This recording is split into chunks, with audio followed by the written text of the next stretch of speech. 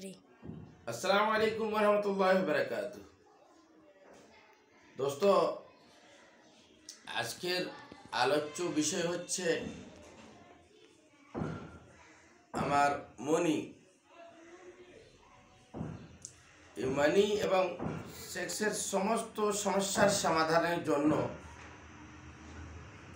আল্লাহ তাবারক ওয়া তাআলা আমাদের 4টি নিয়ামত দিয়েছেন: খরবুজার বিচি, কদ্দুর বিচি, তরমুজের বিচি, শসার বিচি।